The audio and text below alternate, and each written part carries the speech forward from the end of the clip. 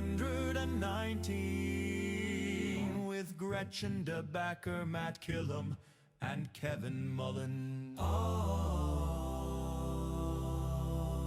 Welcome into the 419, powered by WGTE and presented by Wheatro Wealth Management. We're already off and running. We should get a clip of what Matt says in the 3 seconds prior to them saying this.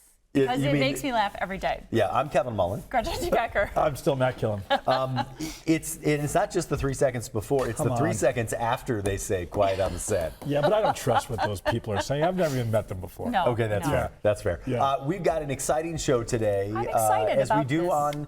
on every Tuesday. We talk to community leaders that are making a difference in Northwest Ohio. Our friends at the Community Foundation support us in promoting people and amplifying the voices of individuals who are dedicated to making Toledo better. It's very clear that Toledo Community Foundation is on the move. They're on the fast growing upward trajectory. They're really, Kate and her team are really doing some amazing things. I've been working with Sara to get us these guests for our Tuesday shows that they're helping support. So some really good gets, and today's no different. I think, obviously, this isn't necessarily an about face from a strategic standpoint, but you talk about a time that their impact is going to matter so much.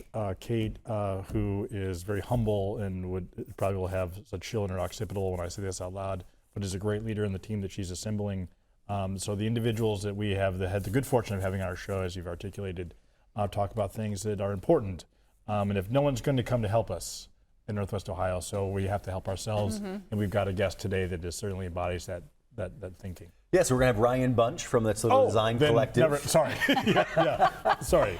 And former king of the Old West End Parade also. That's right. Yeah. Oh, all right. Yeah. All right. Another claim to his fame. And then also Sara Best is back on the show. I think it's going to be terrifying. Outside of if we subtract episode 1, which was sort of chaos with a bunch of guests. Yeah, unlike now, the well-oiled machine that we're delivering. I think Sara might be our first, maybe outside of our WorkSpring friends. So a lot of qualifications here. Kevin, are you going to land this plane, Kevin? Our first repeat guest. That's not true, but she is a dear friend of the show, and we're thrilled to have her. Well, tell our audience briefly what Sara's going to be doing with us. So when Sara was on the last time, we talked about predictive index, and both Matt and I had taken the predictive index before, but you had not. Correct. And so you have since completed the PI. And you're Sara, being deported, I've heard. That's right. Yeah. And Sara is going to come on, and I think I can say psychoanalyze the three of us. I think she's going to tell us how we can best also interact with each other. I think that the result is going to be you both just need to do what I say. Yeah. I'm pretty sure. I don't want to speak for her because she's the expert. But that's my predictive index. And I don't want to ruin the segment, but Sara and I used to be friends. I took the test, and she hasn't spoken to me since.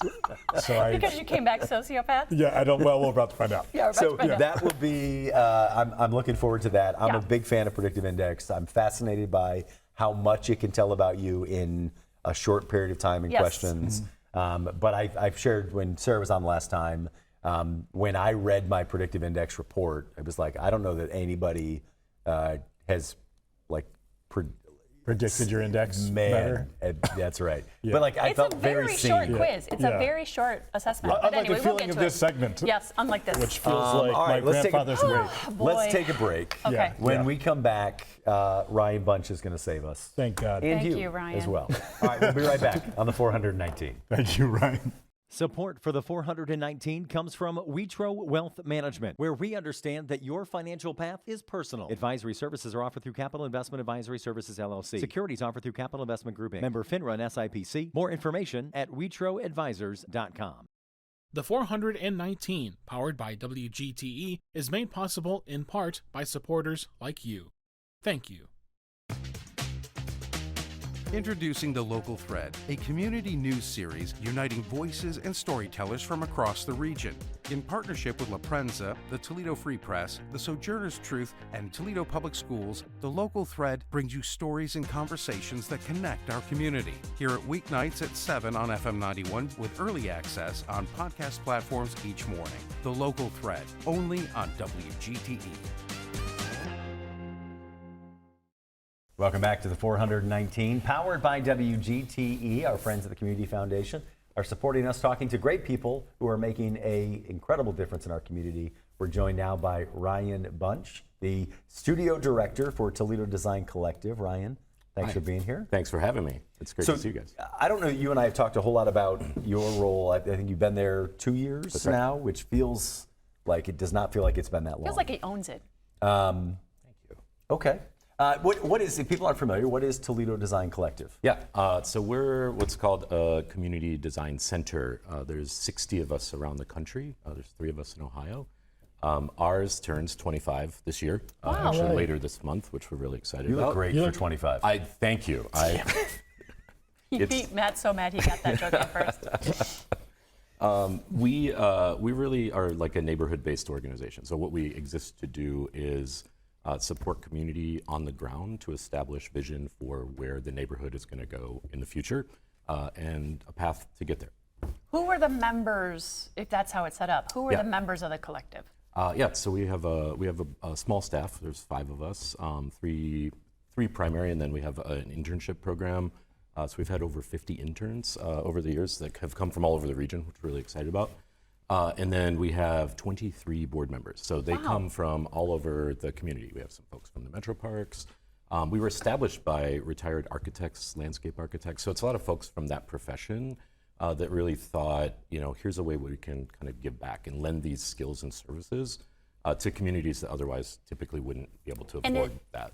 Is it about city planning? Is it about architecture? Is it about streetscapes? Beautification?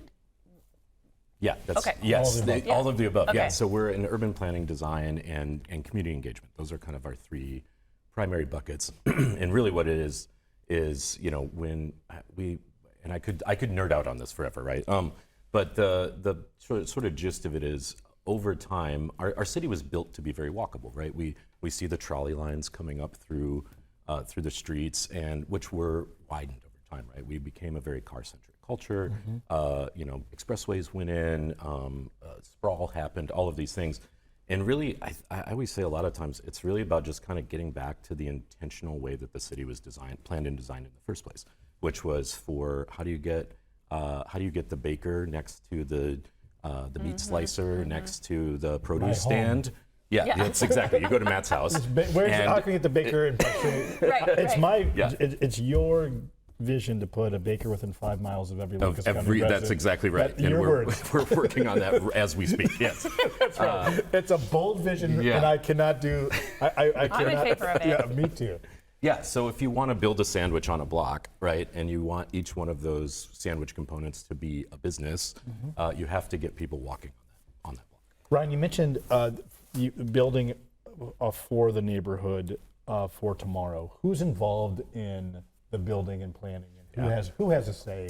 And talk to me about the how that is put together in a recipe. Yeah, sure. It's primarily the people that are there, right? I mean, that's where you start with who's there, and especially we work a lot in Central City, Toledo, right? So these are neighborhoods that have endured some tough decades, to put it mildly, right? And so I think it's about honoring the voices. I mean, some folks really had visions for their neighborhood that never got to see any of the things that are happening now realized, right? And so I think it's about honoring the people who put in like real work in the city that we all stand on the shoulders of. So honoring those voices, who are those people today, and how do you bring those people together? And then who's going to be there 50 years from now, right?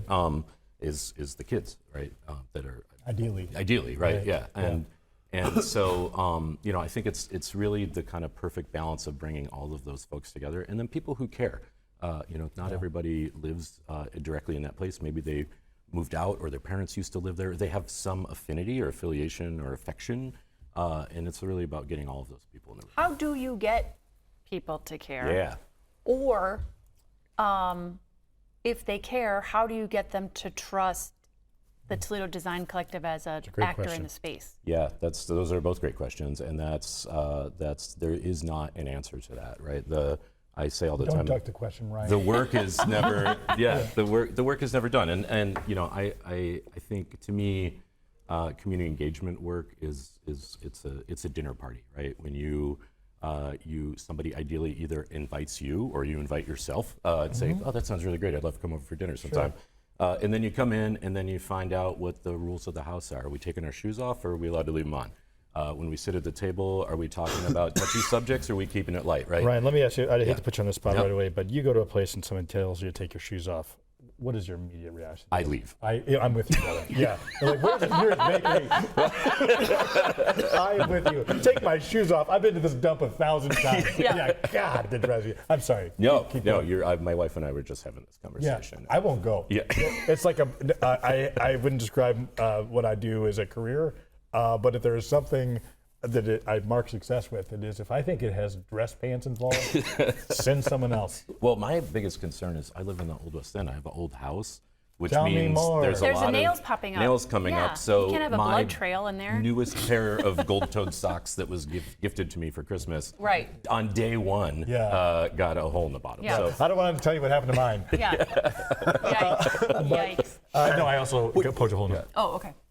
How are you guys funded? I mean, is this something where when somebody brings you in, the neighborhood's paying you to do this work? Yeah, or? so we have kind of an interesting model. We one of the things that's fascinating about TDC to me, as somebody who's worked in the nonprofit space for a long time, is we were entirely volunteer run and self-funded for 16 of our 25 years. So being established, Bob Seafang, who was our founder, Bob just turned 90, and Bob just stepped down from the board last year. Right? Yeah. So. And Bob started this organization when he retired. So that was 23 years of volunteer service. So most of our board were retirees that were lending their later years to gifting these skills back. So one, we had a very low cost, right? For a long time, we were able to be really nimble. If we needed something, they would just kind of chip in and take care of it. But now we are predominantly fee for service, and then we're supported by local corporations, individual donors. Can we go back a little bit and talk about the young Ryan Bunch? I think that I hope that you know that I've long since admired your work and your involvement in the community.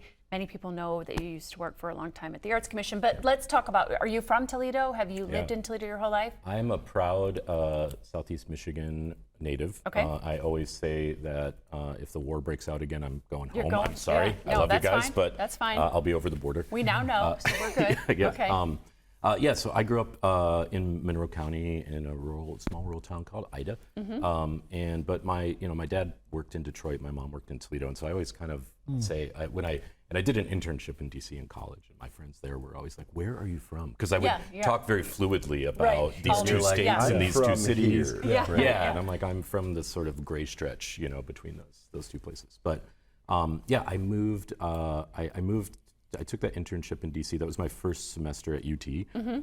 Was in Washington DC because my intent was that I was never coming back. Right. Like a lot of people, right? Right. I wanted to go to a place that had culture as if it was a destination. And what I learned there was that I was from a culture. I was just so in it I couldn't see it, right? So I had to get out of it. And then I became really enthralled with this place and very intentionally moved back here to get involved in the arts community, which at that time was kind of a wish and a prayer.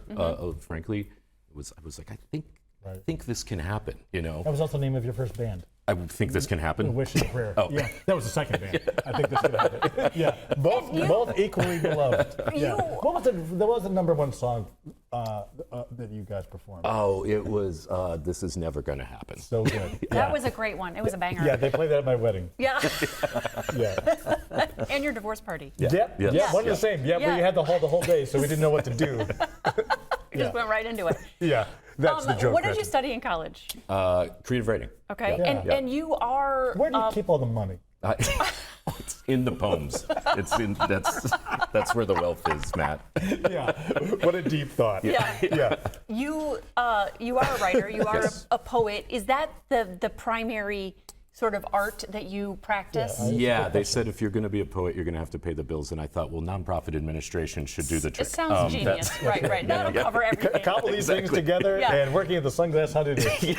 Yeah. We just had the folks, a couple of young people that on Ode to the Zip Code on the show, and you were involved in that, or you participated? I helped start that program, with Fair Housing Center, and then we, how old is it now? Like 13, I think 15? They said 11, something Somewhere, like that. Yeah, it's up there. It's over 10. So I was, that was one of the things when I worked at the Arts Commission, which is kind of, I have to give a shout out, I was actually I had finished up, I was working at the city paper as the arts and entertainment editor, and I had left that job and I was going to finish college for one of the many times I was going to finish college. Sure. And I was going to leave again. And I was like, I'm good here. I'm going to go, I've done some things, I got involved in the art scene, I'm ready to go on. And I was like, the only other place in town that I would want to work is the Arts Commission. And they had, at that time, had not hired in years, and this was in the middle of the Great Recession. Congresswoman Capter got a small business grant through the Americans for the Arts, and that opened up a part-time opportunity, and that turned into a career. Wow. So, and remind me what your job title was there, what you were responsible for. So I was early on became the Performing and Literary Arts Coordinator. Okay. So my job was specifically to sort of build awareness for the literary arts through the Arts Commission, which had, at that point was predominantly a visual. Where did, I mean, you talk about being an artist, working in the nonprofit sector and sort of accepting that, like, you're not going to get paid what your talent would be worth in a different sector. Sure. Where does that drive come from? That's a wonderful question. I just recently partnered up with Bird's Eye View Circus, and we did this like aerial silk circus poetry performance thing. And I literally, as I was walking in there, I was like, how did this happen? Yeah, right. Who am I? I bet you're wondering how we got here. I think it really kind of still goes back to that, that there was a specific moment on the Metro in DC where I kind of had this like reverence for something that we take for granted here, which it happens now less, but like trees growing up inside of old buildings, and really just seeing, one, the beauty in that, and then two, the potential in that. And I think at the core, that's the thing that I always come back to. It's like I'm fascinated by that, and I just want to interact and be part of it. Do you write now? Do you write? Yeah, write? Yes. Do you like to exclusively write? But it sounds like with this Bird's Eye thing that you also like to perform what you write. I do, and there's kind of two answers to this. One is that I've sort of really been enjoying the idea of publishing, but not traditionally. And I think this is like, there's some Midwestern thing where we can't just allow ourselves to like take the easy way out, right? Right. And so I'm like, well, what's the fun in just sitting around writing? Why don't I do it live in front of people in real time? Yes. Strangers. Yeah, and so I've been doing that, and it's been really fun, and now I'm kind of addicted to that. But explain that to our audience, because it's a thing where you have either like a little keyboard or a typewriter, whatever your mechanism is, but someone comes up to you, you ask them, you explain it. Yeah, sure. Yeah, so I have a project called the Human Poetry Machine, and the core of this is I got invited to do a poetry reading, and I waited till the last minute, and I didn't prepare. And I thought, well, instead of doing all the work to put that together, I'll just write poems for people. Genius. Because I thought it would be easier. Yeah. It wasn't. No. People are probably right now thinking, what on earth? Why could you? Yeah. That would put some people over the edge. Yeah. So I do it in a couple ways, but the idea is that you fill out kind of a little prompt with some questions about yourself, and then we sit and have a brief conversation. And then while my friend Natalie Trinelli takes your photograph, that photograph goes into the typewriter. Monster. Yeah. That lady can take the energy right up. You're telling me. It's terrible. Well, for all kids, not fun to be around either. That's right. Yes. Terrible laugher. A real pessimist. But a terrible laugher.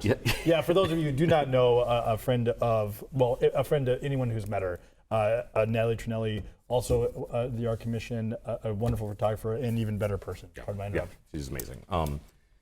So we have a little conversation, and then you get a poem about you typed onto the photograph of you. And so the Bird's Eye thing was kind of similar. People came in, the audience each filled out a prompt, so it was like 50 prompts. And then while the other performers were performing, I kind of went back and how do you get psyched up for something like Chat that? GPT this and just got Yeah, it. exactly. If you put Chat GPT into the typewriter, it comes out great. Yeah, I mean, there's moods that you have to be in to write. I mean, even if I'm like writing a motion for court, if I'm not in the space at that day or time to do it, it's just not going to come out. Have you thought about using his strategy thought of just about it, having going to somebody court. bring their mugshot to you, and then you actually type the motion? If this murder Genius. isn't motivating, I just, and some days it's just not there. It's just not. You just can't get into it.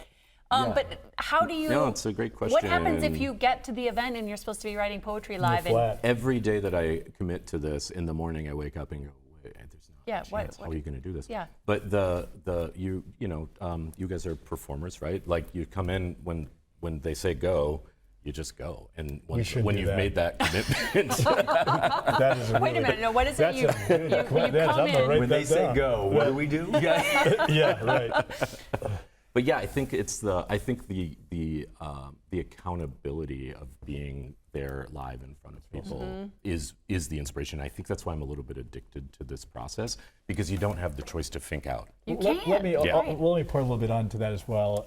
There is it is very difficult, other than I guess substances, to get that adrenaline push. One, we are wired a little bit the same way, although you're far superior. You don't have to prepare, and you can't. Yeah. It is Right. coming for you, Yeah. and it triggers the juice, right? That's right. Because you know it's coming, and the terror is coming. As a million times as I've had to perform or whatever, I wouldn't be able to eat. If it was a night show, I would be able to eat at lunch, even after a decade. Yeah. So Let's take a break. When we come back, I want to talk more about this. I am interested. I made a joke about ChatGPT, but I'm interested about your thoughts on technology and art, and where that plays. and I've got some neighborhood questions. But then, we got to get back to Design Collective as well. And I'm interested in kind of your vision. I mean, you're somebody who loves Toledo, your vision on this community and where it's going. Let's take a break. We'll be right back on the 419. To me, community means connecting to others. I'm Donnie Miller, and welcome to The Point. I love CBS Kids! We're a community committed to education. Discover new ideas, dive into exciting subjects, and engage with the world around you. I would send them personally a T-shirt. Crime doesn't pay in the Old West End. Pass it on. That's how we cleaned up the neighborhood. Vision loss for people is not the end. It's a story. It's the next chapter. WGTE Public Media invites you to Get Out and Play Day. Monday through Friday, it's the 419 powered by WGTE. With Matt Killam, Gretchen DeBacker, I'm Kevin Mullen. What can people expect on the show? It's going to be an hour, a reminder of why this is a great place to live, work, and play. WGTE, where you come to watch, listen, and learn. Welcome back into the 419. We're talking with Ryan Bunch, the studio director of the Toledo Design Collective. Yeah, Ryan, there's a theme here. What you were just describing about the poetry machine and your day job and lifelong passion about community work. You are a profound listener, and that's what makes you great at both the things you've just described, right? And a great friend. Talk to me about where you think that skill set came from. Talk to me about your folks and what makes you molecularly positioned to be good at all of these things. And please pass the humble, I'm saying this. Yeah, no, that's incredibly generous of you, one. I'm glad you asked, because I do have a lot of reverence for sort of my family history. Yeah. I'm what I like to refer to as a Czech hillbilly. Sure. So my family. Yeah. Easy, I just said easy with the brag. My in the Czechoslovakian side of my family, I was very fortunate to know both of my great grandmothers and have a very adult relationship with all four of my grandparents. Yeah. And so I got to know a lot of that family history. Yeah. And it's really split between, I asked my grandpa what part of Czechoslovakia we're from, and he said, it's like the hillbilly part. And I was like, oh, this is perfect. Yeah. I'm glad you guys found each other. Yeah. It's really kind of split between very Southeast Michigan auto workers, teachers. And so I got to know a lot of our family history, but I also really got these values instilled in me of one of caring for your community, right? I mean, this is like very, sort of one of my earliest memories was UAW protest in Washington, D.C. with my grandfather, who was a pretty notable union leader here. And he was on the D.C. side? That's right. Yes. Yeah. It was. Yeah. We were at the White House. So, but it was. It was very much. It was very much about like hard work, caring for people, and really like not taking for granted opportunities, right? And these all Depression era folks, and so good food on the table and getting the opportunity to learn became really important. So those values are instilled, I think, in a way that I never took for granted. The fact that I was like walking around Washington, D.C. On a scholarship, like to do this internship as the first art students in this internship program, like was never something that I brushed off. Right. It was like it's important. I valued it. So. Yeah. And at the risk of really putting you on the spot, because I don't know if I answered the question. You did. Yeah, I wasn't listening anyway. Good, perfect. Me neither. I guess I can make the example of my day job, which is the Metro Parks. We work on behalf of 420,000 people. You work on behalf of neighborhoods. And sometimes there is a difference between what people say they want and what you think the right thing is. So I'm saying on a conservation level, right? We want development here, or let's get rid of this wetland, right? Well, actually, you want the wetland here. There is some commonality when you talk about the historical components of it, of neighborhoods and what they should be like, and holding them, and the people who are inhabiting them today. How do you? I know this is a difficult and complex, but how do you bridge the two things? Because you're saying this, I mean, sometimes people don't actually know what they want. Well, Ryan and I both live in the Old West End, right? So we live in historic homes, and we are the current residents of it, but there are rules that will not allow us to do all manner of things in it. But we are the current owners of it. So, I guess a typical American, and I can say that you can take my meaning in that to either be positive or negative, but this is a neutral statement to me. I own the home, so I should be able to do what I want with it. Yeah. The neighborhood needs this today, but you are a steward of the history, Ryan, the Toledo Design Collective, a steward of the knowledge of how things need to be constructed to work and what people are saying they want. Yeah. Vacillating between these three buckets is overwhelmingly challenging, and you are a human being who has opinions.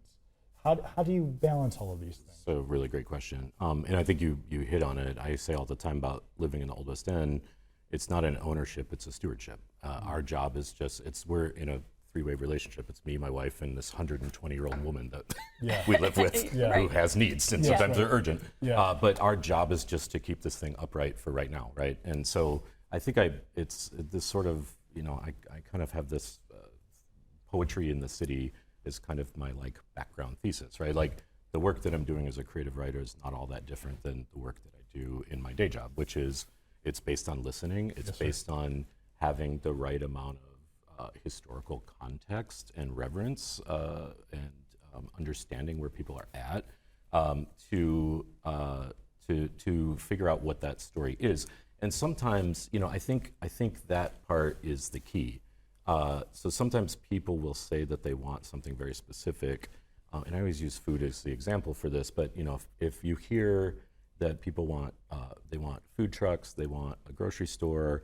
Well, no, and I'm going to kind of keep, it's like, when you start to line those things up, it's like, we want food trucks, we want a restaurant, we want a grocery store, and it's like, well, none of those things are going to happen. Like those are all complicated things to like make happen, but really, are we actually just talking about a food access issue?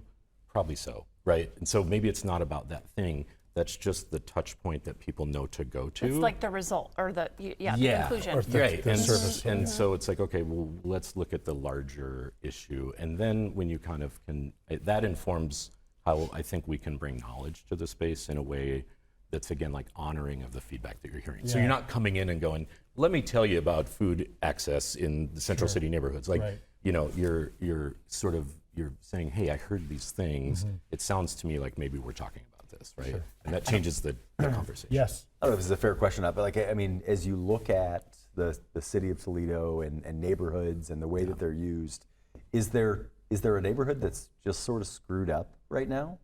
That like we've through We've got 9 development. minutes. I mean, what would that look like? You can talk though. You don't need. Forgive how patronizing I was about to say, but you can certainly talk about. You mentioned something earlier, highways and things of that variety. So yeah. I was going to say. I mean, my sort of area of expertise is Central City. That's where I live, work, and spend 90% of my life and time. And it is, and I'm enthralled with it because it is. I mean, it's the holder of the history of this region, right? I mean, it is. Well said, Ryan. It is the place where it's all happened and come and gone from. But it's also it's got a lot of issues, right? It's got infrastructure issues. Certainly, the highways were not helpful. That's right. Inglewood in particular. Yeah, right. Yeah, and I mean, Junction neighborhood was the home of the first Mud Hen Stadium. It was an extension. It wasn't even an extension. It was inherently connected to the warehouse district by trolley lines, right? And so that expressway being there is no mistake. It curves around the backside of the museum for a reason. There's no reason it has. We live in a very flat area. I don't know if you know this. So an expressway that makes any turns at almost any moment was probably pretty intentional. Yeah. So, generally the Central City though holds about a third of our residents. It's about 90,000 people when you kind of put all those neighborhoods together. Our median household income in Toledo is $58,000 a year, which is $30,000 below the national average. The collective household income for that area is about 30 to 40% lower than that. So we have really old, expensive houses and buildings. We have a population that's earning less, and meaning the simple thing here is that are people able to participate in a way that's healthy and helpful for them and for everyone else, right? Like, do you have the spending power in your house to take advantage of the things that are happening? So that's, I think, a lot of, to me, that's like the core is how do we get everybody there? Right? What did you're married to the lovely Mel, who's a teacher at Toledo School for the Arts, had an epic City of Toledo wedding, which we don't have time to get into right now, but it was in fact epic. I wasn't invited, I wasn't invited either. I saw the social media pictures. But what do you guys like to do when you're not doing other work? What's a fun thing that you guys like to do on the weekends together? Yeah, I was going to say it's. I spend an inordinate amount of time on Google Maps, and my Google Maps is plotted out with like regional day trips for specifically like food-based locations. Okay. So, but we kind of like to pair that with, it's like, okay, this is really kind of like the meal is the landing spot for other sort of like exploration, right? Yeah. So that's what's the food pick that you would do? Is it sushi? Is it Indian? Is it? Actually, I'm going to ask a different question because I know a little bit about your culinary ventures. Give us just a couple off the way places that you've happened upon or heard about, and then whatever item is their thing that brought you there. Absolutely. I will answer both of these questions. Yeah. I'm constantly in search of the perfect Italian sub sandwich, and the closest one I've found outside of Bari in Chicago is a place called Ventimiglia's in Sterling Heights, north of Detroit. Huh. And so it's fantastic. It's that's the one that Jared was involved with. Close. What was that? That's okay. We can edit this out. It's not lying. Yeah, it's a excellent bread, fantastic deli, and it's in a little Italian grocery store that has all these like imported goods. It's about the size of this desk. It's adorable and great. So for those of you who can't see, this desk is massive. Yeah. So it's not a helpful comparison. What's your favorite local restaurant? He didn't finish the list. He did. Take us around. No, that was it.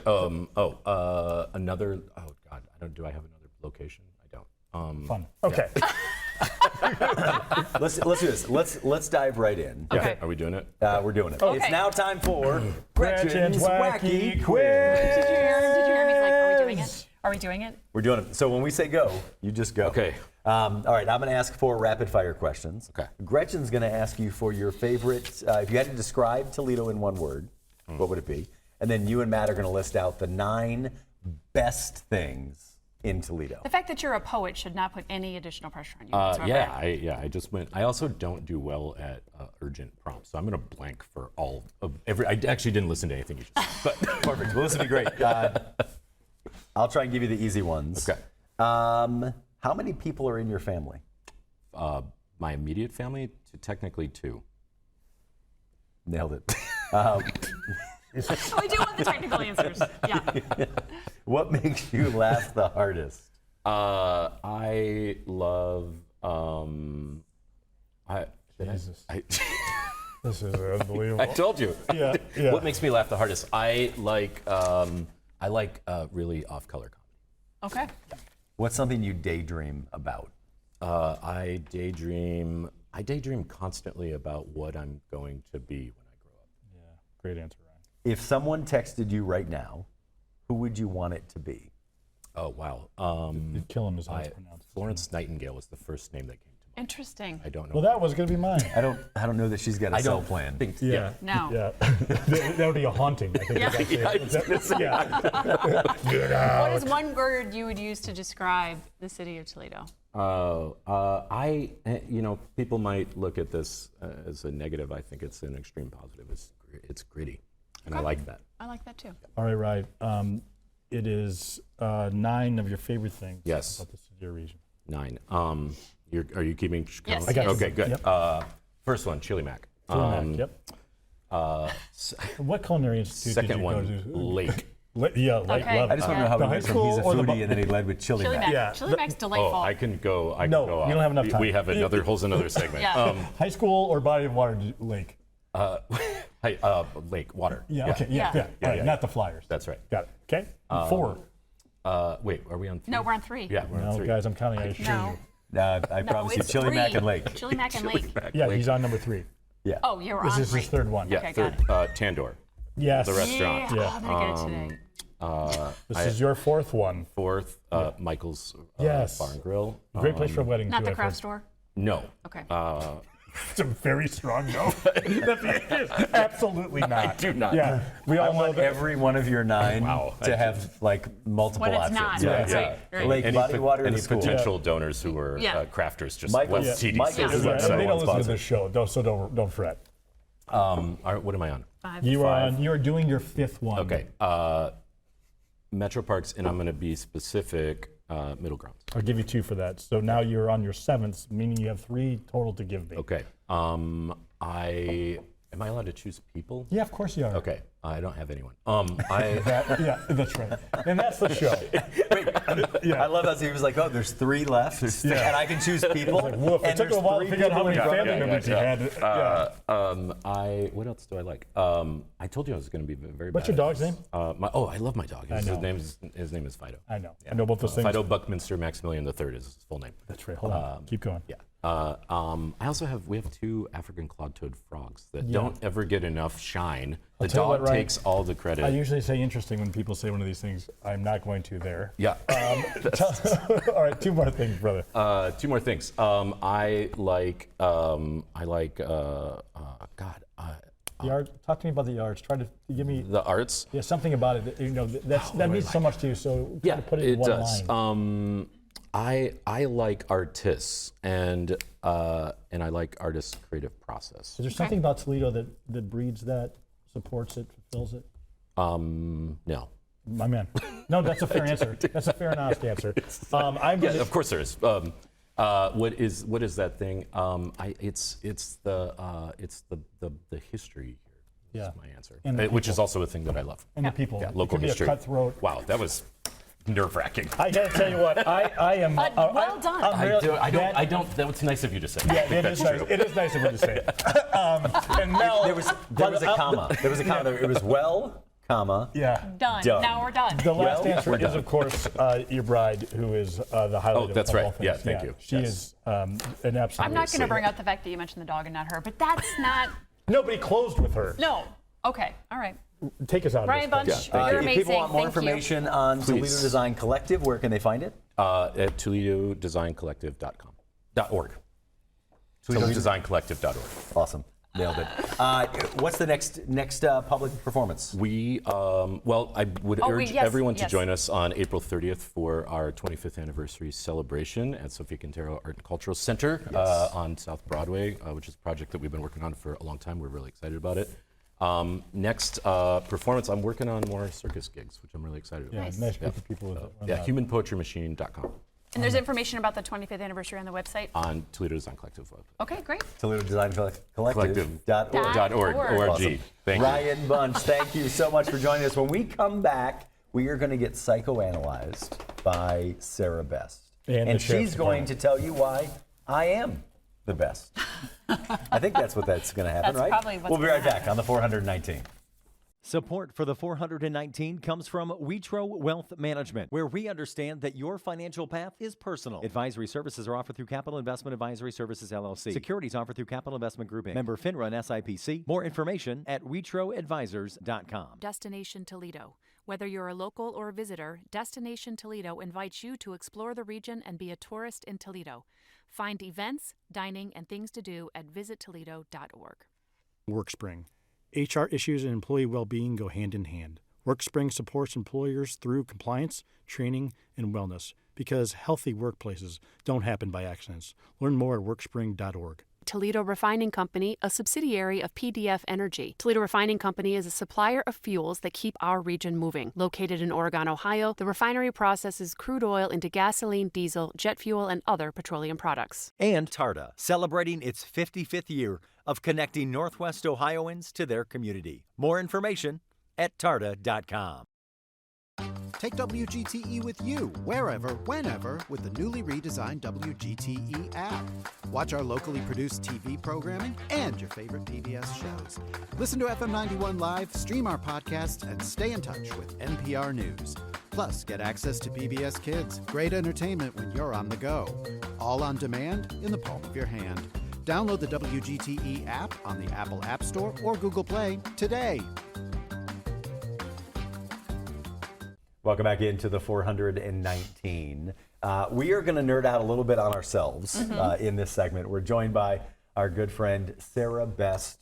Sara, you are an expert on people and relationships, and every interaction I've had with you, you are so thoughtful. Agreed. And I think part of what you do, and we talked about the last time we had you on the show, was that you also work with the predictive index.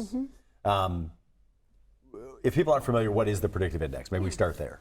It's a behavioral assessment. It is a psychometric tool that measures traits and natural behavioral wiring or drives. There are over 700 of them on the market. It's one that happens to be pretty simple and straightforward, which is why I like it. It's also valid and reliable for hiring people. But it just gives us practical insights that we can use. We like to say data, not drama. Oh, I love that. Yeah, I don't claim to be an expert. I just know the data. The data helps us recognize then what can we use, what can we do on purpose versus default. So may I just qualify by saying this is not good or bad. Predictive index or any of the behavioral data that people look at is not good or bad. It just is. And we need to understand it. Right? In your business, when you're working with businesses or executives, and you put forward something like this, what do you do when someone says, well, I'm not that? Even if they've taken the index and it shows them to be that, how do you handle that situation? But in fairness, you probably already saw it coming. Probably, yes, you're right. I think that what I would often say there is, you are the expert on you.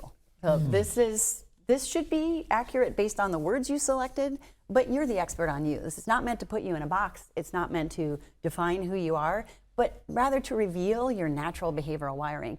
I find that the people who question it the most are the people who, in our speak, would say, we would say they need to know. They have a high degree of patience.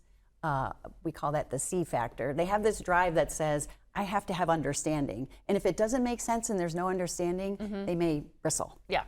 All right, so you have, the three of us have taken the predictive index assessment. Yeah.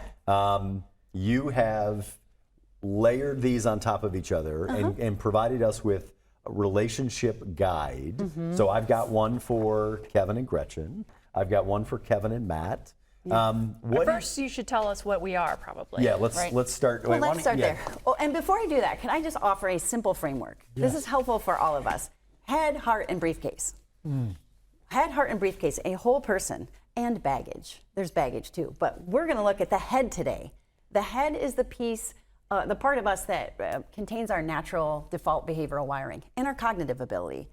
The heart is what contains our emotional intelligence, our values. It's what we do to express what is important to us. Head, heart. The briefcase is probably what we focus on the most, even when we're trying to develop ourselves. But it's the stuff that we've learned how to do. It's our credentials, what we put on LinkedIn. But when we think about all these things together, the head and the heart, really, the head is what deploys the heart in the briefcase. So our default wiring, once we know it, then we can use it on purpose. So as I say that, head, heart, and briefcase, we're just looking at the head part today. We have a promoter in Matt Killam. We have a captain here in Gretchen. And we've already talked about this, Kevin, you're a maverick. I noticed too, you've taken the PI a couple times. Let me just qualify that even though in the second or third time you took it, your pattern was slightly different, it still represents who you are at your core, which is this Creep monster. No, this profile. So let me just say this, Matt. Yes. A promoter is a casual, uninhibited, persuasive extrovert, hello, with a tendency for informality. Yes. Hello? Yeah. Doesn't that make sense? Yes, ma'am. Gretchen, a captain is a problem solver who likes change and innovation while controlling the big picture. You can just put controlling them. Well, and I imagine, when I think of the captain role, my partner John Brower is the captain. You're on the bow of the ship. You see all the moving pieces and parts. You have confidence in your own ideas. And you are also able to roll up your sleeves and jump down there and help swab the deck. But it's like coordinating all this. Now, is that captain's voice so grating? Is it just like nails on You're like being a too shot out of a informal right now. shotgun in your face? Is that Well, here's the thing. okay? A No, captain here's the can thing. a captain can be very decisive. Yeah. A promoter is much more Handsome, collaborative, good bone harmony structure. seeking. Sorry. I don't know where you come up with this stuff. It's so good. Me neither. Harmony seeking, definitely informal. So you may perceive the captain as a little too direct and a little less warm and fuzzy than you like. Where's the collaboration? Why are you telling me what to do? Yeah. I don't like to be told what to do. Would that make sense? Totally, 100%. Yeah. I mean, I'm interested in the things that, I mean, obviously we've been doing the show for 3 years. Yeah. I'm proud of what we've done and what we built, and I think we work well together. You do. But I'm curious, what is it about our this analysis that says we work well together, and then what are some of the challenges and pitfalls that that you can see that we've all, Matt is staring directly at Gretchen, Well, that you can see on paper, but Yeah. we might see in real life. So let's just start with the innovation and the creativity that fuels and the energy that fuels your show, which is so excellent. You're kind of the originator of that, I would have to say, Kevin, because you're innovative, out of the box thinker as a maverick. You're a maverick. So think of like Top Gun, like risk taking. Just look at your trajectory and the series of businesses you've owned and what you've done. It's like, what else is there? Let's grow, let's make it bigger. So I think that influence shapes the energy here. And then you've got the captain who says, let's create order. Let's create the flow of how this is going to work. Let's have some respect for adhering to the structure, but have some flexibility. That's the thing about your formality, we would say. Gretchen, formality is a drive for conforming to rules and structure. You're kind of right in the middle, whereas these two gentlemen here are way over on the low side. They don't have a lot of need for that. Or but you respect bring for that. or respect for it. Yeah. That's fair. Or knowledge when it happens. Yeah. So That's right. Largely because it's dumb and then identifiable. Please keep going. well, and then Matt, you continuously lift it up with energy. You all have really, you have good, it's not good. You have high extroversion, so this people focus, natural optimism, confidence in your own abilities, and then the extroversion creates a natural connection to the other person. Yeah. So you're not over here going, me, me, me, me, me. You're really interested in highlighting and showing people and showing our community what's out there. So these patterns work really well together in creating something that has vibrant energy. It changes a lot, but you can kind of count on what you're going to have. See the captain and the maverick part of that in there, and then there's Matt who just continues to like kind of make it go in a lot of different directions. Talent. Okay. Good. Yeah. I think that the informality would be the only potential, we'll call it a caution area. That what you want to communicate may sometimes be a little watered down or hard to understand because it's couched in an informal way. Do you know what I mean? Yes, I do. You do. You do. I feel seen. As we think about us continuing to grow this show, or I guess maybe it's more broadly, so it's less about us and maybe slightly more relevant to the folks that are listening or watching this. How do we, how would I identify friction and think about how my personality and Gretchen or Matt's personality, somebody else's, what's the right way for me to approach that if I don't have this relationship guide in front of me? Well, I think the first thing you can do is kind of check yourself.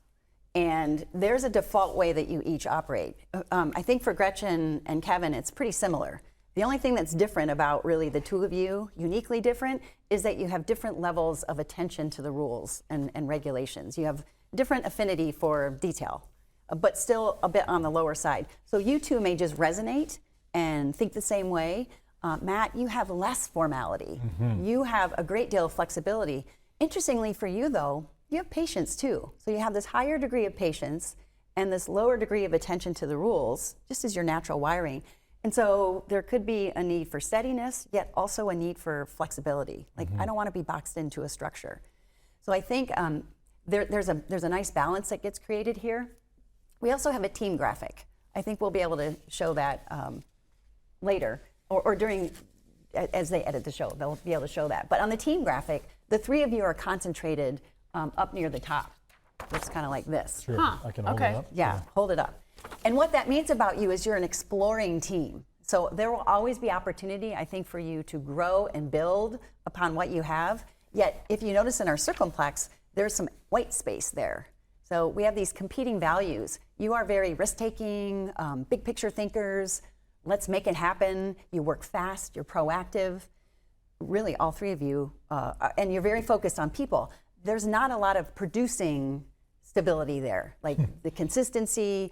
Not that this is a bad thing, but what will happen is you may gradually shift and change and not remember where you started from. 100%. Like we reinvented a wheel here. Oh, but we did that last week too. Sure. So having some kind of protocol or an anchor that you follow can be helpful. Yes. But I'm also, since I live in that upper quadrant with you, I'm kind of like, but what's wrong with that? Right, It's exactly. fine. If you're a member of a team, is it better to be any three-member team, executive team, whatever? Is it better to have everybody be a different Good question. diagnosis, or is Profile? it profile, Yeah. or Yeah. is it more like if all three of us were Mavericks, it might not work out as well, right? That is such a In good theory. question. We get asked that question a lot. We would like to say, or we would respond to that by saying, the best team is a team that is designed to do the work you need to do. Yeah. So Got it. if you were accountants and you needed to create consistent process, flawless process, you would live down in that lower set of Yeah, quadrants. I'm never going to do that. Yeah. Yeah. So the way Yeah. you're wired Yeah. to create something that continues to innovate and be lively and engaging, I think you're wired to do the work you need to do. So it's not about do we need someone in every quadrant? It's really about, are we about stabilizing right now? Do we have to get more market share? Do we have to innovate and recreate something? Do we have to focus on the people? I think a lot of our organizations right now are recognizing the burnout and the struggle. We would say that you need more cultivating strategy and people need to think more about the people, but not everybody does that. Right. Does that make sense? Yeah, it Yes, does. It of makes course. total sense. Yeah. Okay. You are a boss and trying to best align and enable your team to be successful. How exactly does this, at its core, how exactly does this do that? So that's such a good question. We need to understand who we have around us and what they need. So one of the things, you might notice I'm wearing a t-shirt here. It says, no one is born to be a boss hole. What we're talking about right now is boss hole prevention and intervention. This is pure prevention. That if you recognize how a person is unique and different from you, and you're willing to respond to those needs. So for example, Kevin, we would say about you that your needs are to have autonomy, independence, the opportunity to be challenged, to move at a fast pace, and to not be boxed in. And That's if true I was of him, I think. Don't you, Matt? Yes. Well, and I would say, Matt, your needs are to be not boxed in. You definitely want some freedom from rigid structure. You like to have some understanding of what's coming, and you like to have clarity and removal of office politics. Like the drama and the tension for you creates stress. And Yes. so the ability to have harmony in relationships. I've been used as supportive work team. That's true. I've had the good Pam, too, I fortune think. of being a friend of yours, certainly from my perspective for a long time, and I do consider myself very lucky. One of the things, I'm just using myself as an example, that we've talked about in groups, I think using me because I'm usually the most comfortable with it, is that sort of my comfortability with things being, or needing to have things be very flexible and formal, I also simultaneously need stability. Yes, you do. So the juxtaposition between these two things is not dissimilar to others, but makes, That's the C and the D we talked about. Yeah. You actually need both. Yes. And sometimes, depending on the situation, more than the other. Yes. Gretchen, you Yes. also need autonomy. You need the opportunity to take decisive action. You love a challenge. Both of you can, by the way, be people-focused or task-focused. It really depends. Like, you can put your nose to the grindstone and get the work done, or you can think about the relationship first. But you also need quick pace, like let's have action and proactivity.